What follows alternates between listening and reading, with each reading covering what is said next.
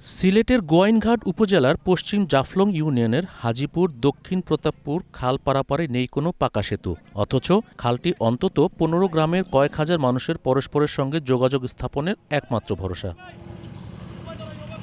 স্থানীয় জনপ্রতিনিধিসহ সংশ্লিষ্টদের দপ্তরে বহুবার ধর্ণা দিয়েও সুরাহা হয়নি সমস্যার, ফলে বাধ্য হয়ে স্থানীয়রা নিজস্ব অর্থায়নে তৈরি করেন বাঁশের সাঁকো। ও তো এইমাত্র পানি হয়ে গেলে তো আর যাওয়া সম্ভব না। বাইকে আমি সহ যাওয়া সম্ভব হয়েছে না, বাইক থেকে আমি নামিয়া আটিয়া ক্রস করতে পারি। জোর দাবি জানাচ্ছি আমাদের সরকারের কাছে যে এই ব্রিজটা নির্মাণটা করলে আমরা এই এলাকার মানুষ উপকৃত হব।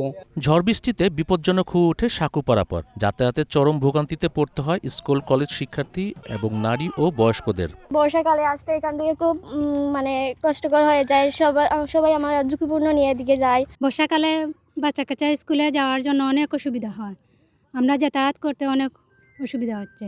আমাদেরকে এখানে যদি একটা ব্রিজ দেওয়া হতো তাহলে আমাদের কষ্টটা অনেক দূর হতো। ভোগান্তি লাঘবে দ্রুততম সময়ে খালটিতে পাকা সেতু নির্মাণে আশ্বাস দিলেন উপজেলা নির্বাহী কর্মকর্তা। তো ইতিমধ্যে সেটি আমি আমার পিআইও সহ পরিদর্শন করেছি এবং ঢাকা থেকেও একটা টিম এসেছে।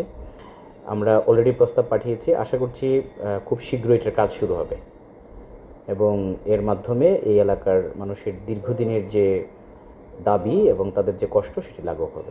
হাজারো মানুষের কথা ভেবে দ্রুত আশ্বাস বাস্তবায়নের দাবি জানিয়েছেন স্থানীয়রা।